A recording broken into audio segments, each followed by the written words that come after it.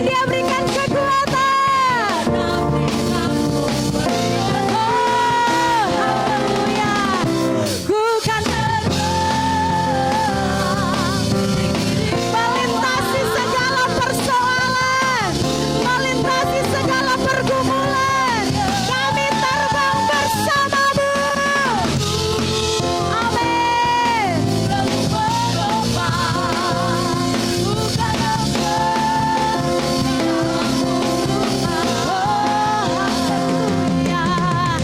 Karena kita percaya kepada Yesus sebagai Tuhan dan Juru Selamat.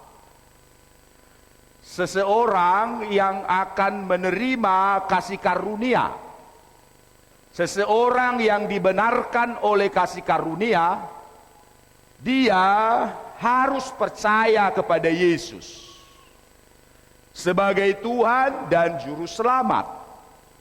Kalau dia tidak percaya kepada Tuhan, tidak percaya Yesus itu adalah Tuhan, tidak percaya Yesus itu Juru Selamat, maka pembenaran itu tidak akan diterimanya. Dan mulut orang mengaku, dengan hati yang mempercayai Yesuslah Tuhan, maka orang itu mendapat kasih karunia. Dia akan mendapat pembenaran dari Tuhan, dia diselamatkan. Makanya perlu pengakuan. Tidak cukup di hati. Itu sebabnya ketika seseorang menerima Yesus, dia dibimbing, dipandu untuk mengikuti doa-doa pengampunan, doa-doa pengakuan. Bagaimana dia mengakui Yesus itu adalah Tuhan.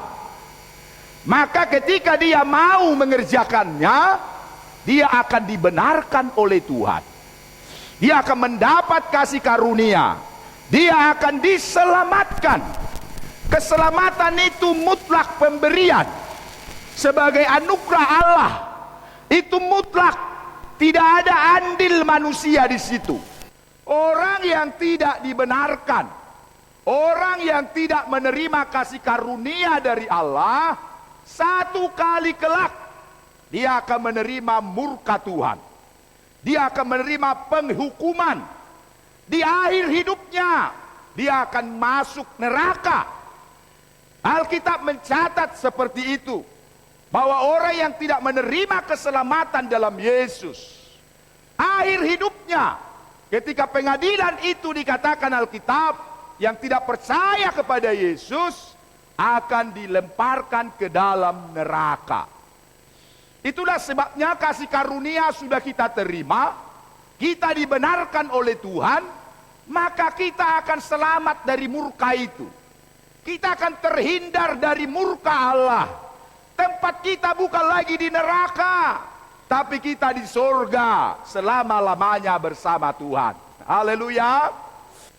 Jadi orang yang sudah diperdamaikan, orang yang sudah diselamatkan, orang yang dibenarkan oleh kasih karunia, dia berhak untuk menerima kehidupan yang kekal. Satu ayat yang menyatakan tentang hak itu adalah dari suratan Titus pasal 3 ayat 7. Titus pasal 3 ayat 7. Dia berkata seperti ini, supaya kita sebagai orang yang dibenarkan oleh kasih karunia-Nya berhak. Saya ulangi kalimat ini, supaya kita semua jemaat GBD Putri Sion yang sudah dibasuh oleh darah Yesus, didamaikan oleh darah Yesus, supaya kita sebagai orang yang dibenarkan oleh kasih karunia-Nya berhak. Apa dikatakan di situ? Menerima apa? Berhak menerima hidup yang kekal sesuai dengan pengharapan kita. Katakan amin. Orang yang kerja berhak makan. Orang malas gak berhak makan. Orang yang melayani Tuhan, dia berhak menerima berkat-berkat Tuhan. Haleluya. Orang yang tidak mau melayani Tuhan, ia tidak berhak untuk menerima berkat-berkat Tuhan.